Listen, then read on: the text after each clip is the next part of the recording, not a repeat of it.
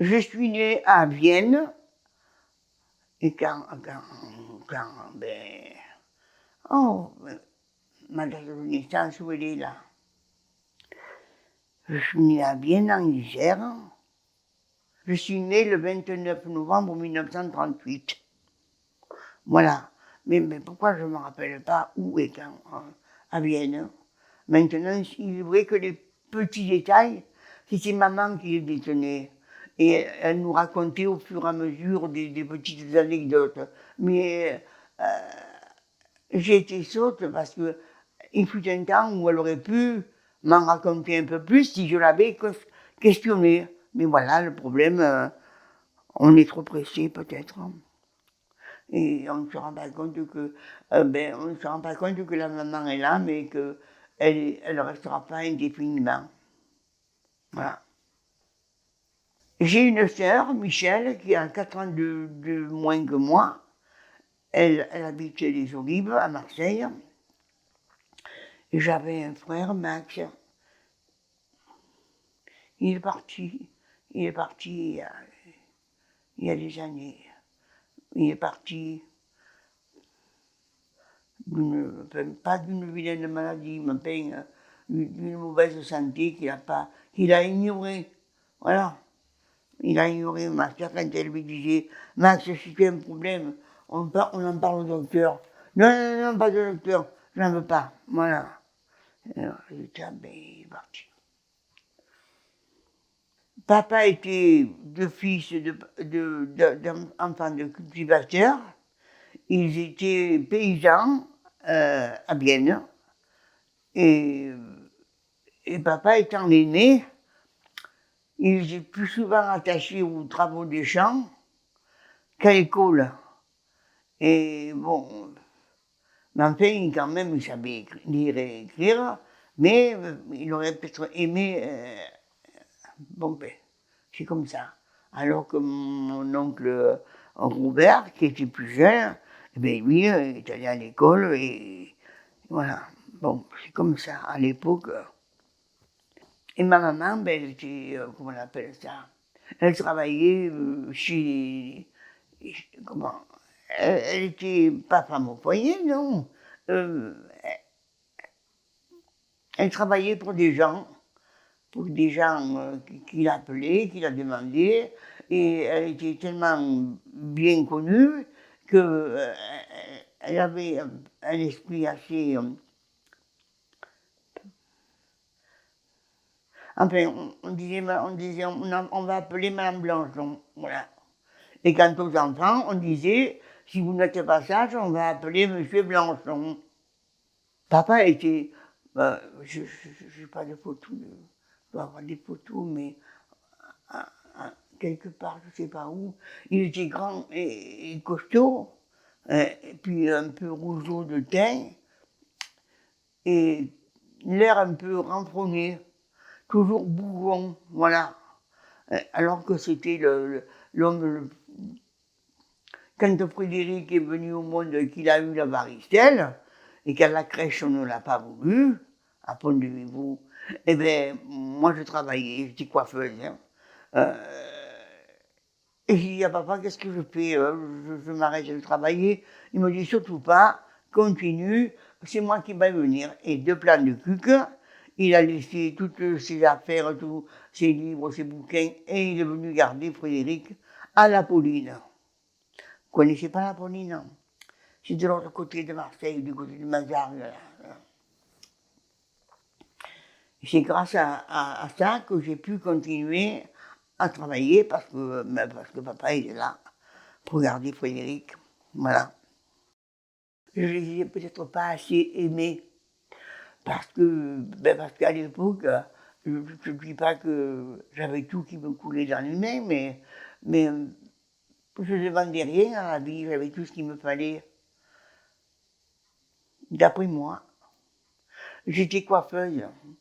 Quand j'avais 4 petits sous, j'achetais du tissu, et ma soeur qui se préparait à la couture, elle nous faisait des robes, et voilà, elle nous faisait des robes, elle cousait. Et voilà, que j'avais papa et maman derrière moi, Ma sœur aussi, mais c'est pas pareil.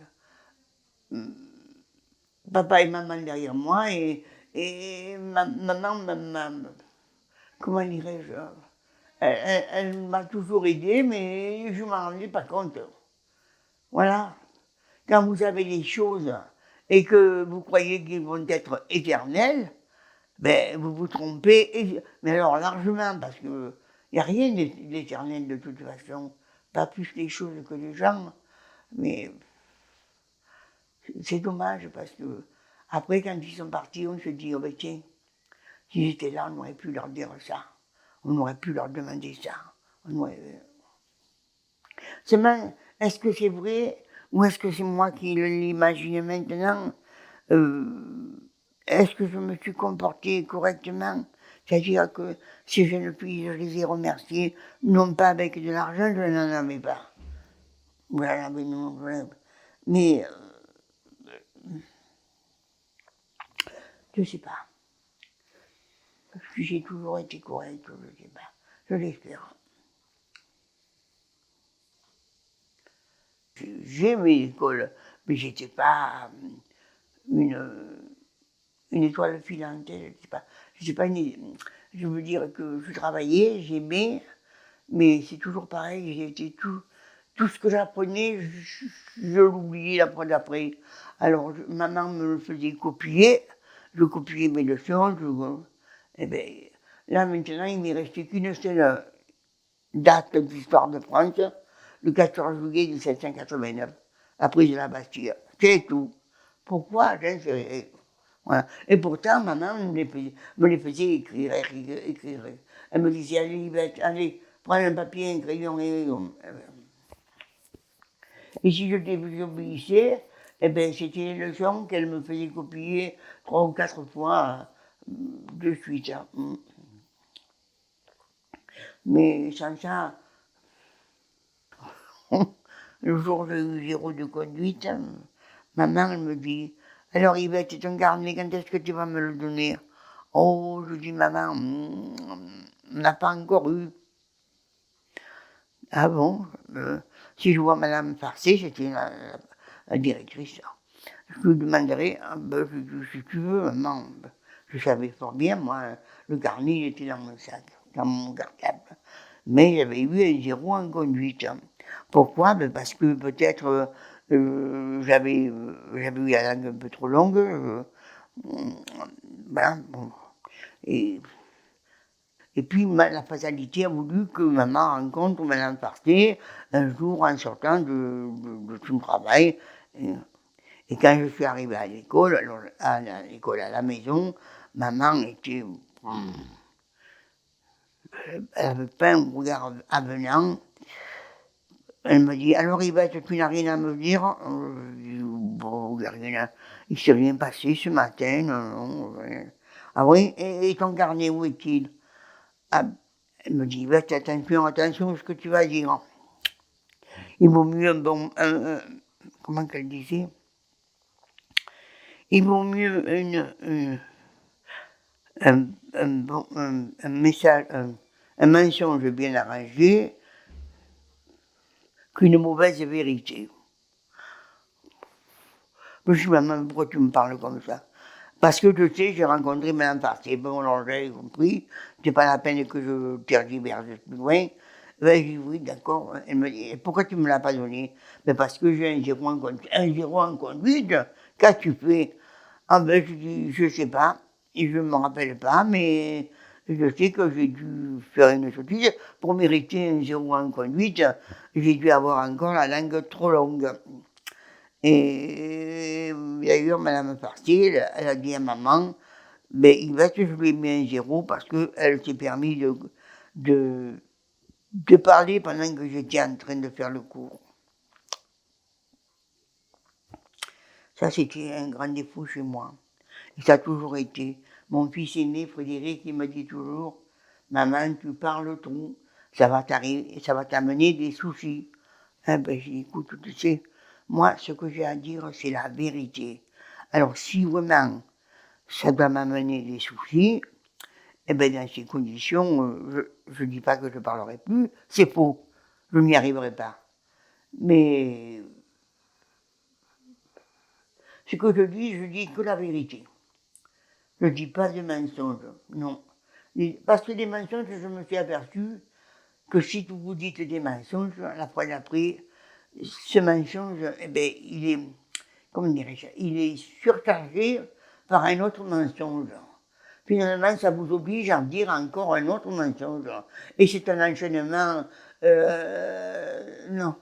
Il vaut mieux dire les choses comme elles sont du premier coup, et comme ça, bon, peut-être que ça passe ou ça passe pas, peut-être que ça vous occasionne des situations pas très agréables, mais ça fait rien. Je préfère encore mieux ça, plutôt que, voilà, tout. C'est pour ça que si on me traite de menteuse, je deviens méchante, parce que je ne suis pas menteuse. J'aimerais l'être. Je ne le suis pas. Alors, mais non, mais voilà, c'est tout. Vous savez ce qu'elle m'a donné comme punition? Apprendre à tricoter.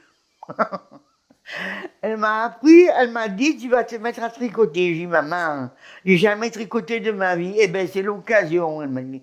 Tu vas tricoter et crois-moi qu'il va falloir, tu te lèveras que lorsque tu auras vraiment appris à tricoter. Et c'est ce qui a été fait. Parce que, pour n'importe quoi, hein, un jour, je suis sorti de plein de cul, on n'y est pas à plein de cul. Et à l'époque, il n'y avait que des champs ici. Des champs, des champs, des champs. Il y avait des champs, il y avait des coquelicots. Alors, j'avais cueilli une grande brassée de coquelicots, et je l'ai toute fière, je l'avais portée à maman. Elle, je lui ai dit, maman, regarde, ça te plaît pas, ça? C'est champêtre, hein? Elle m'a dit, oui, c'est champêtre, hein, mais d'où ça sort? Oh, j'ai dit, d'où ça sort, comment? Que veux-tu dire par là? Où les as-tu cueillis? Oh, ben, c'est pas difficile, dans un champ. Oui, mais où il était, ce champ? Ah, ben, il était à l'intérieur de Plan de Cuc ou à l'extérieur? Ah, ben non, il était à l'extérieur, non. Donc, tu es sorti de Plan de Cuc. Sorti, n'est pas le mot, maman. Ou tu es sorti de Plan de Cuc. Eh ben, si tu veux, je suis sorti de Plan de Cuc. Voilà. Eh ben voilà, c'est de là qu'elle m'a dit, ben, tu vas aller chercher tout ce qu'il faut pour tricoter, et tu vas tricoter. Ah, j'ai dit, maman, il y a des amis qui doivent venir me chercher. On n'en parle même pas. Les amis, on n'en parle même pas. Toi, tu vas apprendre à tricoter, et tu vas apprendre à tricoter. Et force m'a été de le faire. Et je l'ai fait. Et voilà. Eh bien, si je vous disais que je l'en ai remercié beaucoup plus tard, sans quoi, il est certain que j'aurais certainement jamais appris à tricoter. C'est comme de broder, de faire la broderie. Ma belle-mère m'avait dit, Yvette, vous savez faire la broderie? Ah, j'ai dit non, la couture, tout ce qui est couture, moi, je parlais moi des cheveux, oui, ça d'accord, mais pas de la couture. Et pourquoi? Eh ben, j'ai dit parce que je suis pas bonne pour la couture. Voilà. Ma sœur est bonne pour la couture, pas moi. Mais il est arrivé une fois, mon papa. Une fois, mais pas sur moi. Il m'a donné une patte sur la main, que je vous jure que j'ai cru que j'avais les doigts cassés. Parce que, vous savez pourquoi? Parce que je voulais faire manger à mon petit chien une queue de radis. Faut le faire. Et comme le chien, il n'avait pas envie de manger la queue de radis, il se débattait. Et papa me disait, arrête-toi, Yvette, pourquoi veux-tu lui faire manger une queue de radis s'il n'a pas envie de la manger? Ben oui, je sais bien, mais il faut qu'il la mange, il faut qu'il apprenne à obéir. Ah oui? Ah ben, alors, toi, je te demande de t'arrêter. Tu vas t'obéir? Ben, je dis, mais moi, c'est différent, moi, je ne suis pas un petit chien. Ben non, mais tu n'es pas un petit chien. Et avec sa grosse patte, mais alors, il m'a... J'ai cru qu'il m'a cassé les doigts. J'ai dit, mon Dieu, maman, il m'a fait mal, il m'a fait mal.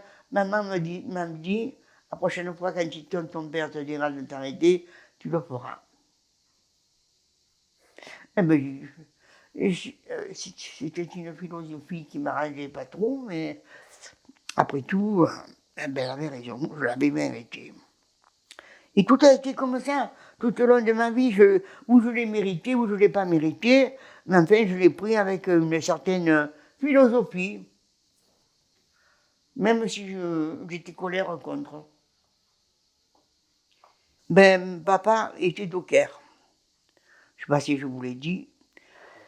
Et les dockers, au moment du canal, de la fermeture du canal, du canal de quoi, le midi, eh ben, ils ont fait la grève. Ils ont fait la grève et maman, eh ben, tous les jours, je me rappelle, quand nous partions à l'école, elle nous disait, petite, demandez à la Sainte Vierge que votre papa ne remonte pas, que votre papa travaille toute la journée. Voilà. Et c'est ces paroles-là que nous avions en mémoire. Et effectivement, nous, on disait, mon Dieu, Seigneur, Sainte Vierge, que notre Père ait de quoi travailler. Voilà. Bon. Et puis c'est tout. Voilà. Et à la maison, ben, bien souvent, papa, c'était lui qui faisait le ménage et la cuisine, quand encore il ne faisait pas le repassage. Papa, il était, comment dirais-je, il était, il était amené à faire tous les travaux, voilà. Parce que maman travaillait. Nous étions 5 à la maison, enfin, nous 3 et 2, 5, oui. Voilà. C'était au 45 avenue Frédéric-Chevillon, à Plan de Cuc, en plein village, au deuxième étage. Monsieur Chabot était le propriétaire. Pourquoi des souvenirs comme ça qui me reviennent alors que je ne me rappelle pas des autres? Monsieur Chabot, oui. Maman, quand j'adorais danser. J'adorais aller dans les bogues, dans les balles de quartier, j'adorais danser. Et maman, du moment qu'elle était avec nous, papa ne disait rien. Je pouvais rentrer à 1h, 2h du matin. Du moment que j'étais avec maman, mon père ne disait rien. Et maman partait avec un grand cabas dans lequel on mettait nos chaussures à talons. On avait des escarpins avec des talons très hauts. Et on partait. On ramassait filles et garçons le long de la route du village de Plancuc et on montait à pied à l'eau. Et voilà. Et quand on arrivait à quelques mètres d'entrée, on remettait nos chaussures à talons. Et voilà. Et c'est comme ça que j'ai connu mon mari. Voilà. Dans le bal de la Saint-Jean. Ah oui. Il y a eu quand même une anecdote, vous savez, ça me revient. À l'eau, on pouvait passer d'un côté, et puis on pouvait passer de l'autre côté. On contournait une fontaine, et il y avait des escaliers à monter. Alors, nous étions toute une bande qui en riait, on plaisantait. Et bien, pour monter, j'ai raté un escalier. Je suis donc parti en avant, et je me suis esclaffé. Mais alors, je suis parti en éclat de rire. C'est comme ça que le regard de mon mari s'est porté sur moi. Bon, sur ce moment, j'ai pas fait cas. Et quand après, je me suis relevé parce que j'étais à 2 doigts de me retrouver à genoux par terre, et j'ai vu ses yeux bleus. Oh, pétard de sort, il a des yeux, ce garçon. Et bien, ce garçon, en me relevant, il me fait comme ça. Moi, je dis, ouais, danser? Oui. Eh bien, alors, dansons. Et voilà, comme ça s'est fait. Voilà. Et on ne s'est pas quitté de toute la soirée. Et quand il s'arrêtait, il se frottait les chaussures au pantalon, comme ça, histoire que si jamais il y avait eu de la poussière, elle serait partie. Alors maman disait, putain, mais il est méticuleux ce garçon, il est toujours en train de se nettoyer les chaussures. Ah, écoute, maman, arrête-toi. Alors maman qui me dit, il est français? Oh, je dis, écoutez, arrêtez, moi ça, je ne marche pas dedans. Il me plaît, c'est l'essentiel. T'as vu les yeux bleus qu'il a? Elle me dit, oui, mais... Hein. Ah ben, je dis, écoute, hein, tu vois, tu es là, tu es là. Bon, je ne fais pas de cachotterie. Il me plaît, ce garçon, voilà. Maintenant, pour l'instant, il est là et moi, je suis là. Voilà. Et c'est comme ça que le lendemain, il y avait encore une vogue. On s'est retrouvés au même endroit.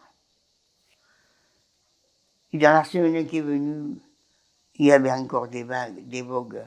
Même pas, il y avait pas de, il avait un scooter.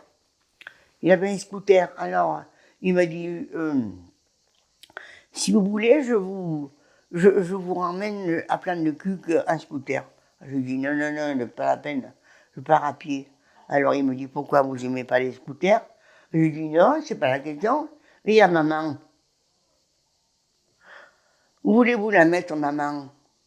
Alors il me dit, votre mère? Ah, oui, c'est vrai. Eh bien, on est parti tout à pied. Et quand on est arrivé à un endroit bien connu, il y a ma soeur qui me tape sur l'épaule, qui me dit, Yves, retourne-toi et regarde derrière toi. J'ai regardé derrière moi, il y avait Albert, il me regardait. Il était loin. Je lui ai fait un petit signe, et voilà. Est-ce qu'il avait voulu voir si je ne disais pas le mensonge? Pour lui dire que je partais à pied, j'en sais rien. Je n'ai jamais réussi à le savoir. De toute façon, je crois que ça ne m'intéressait pas de le savoir. La première année, on a fait, comme on disait à l'époque, l'entrée. Et la deuxième année, c'était les fiançailles officielles. Voilà.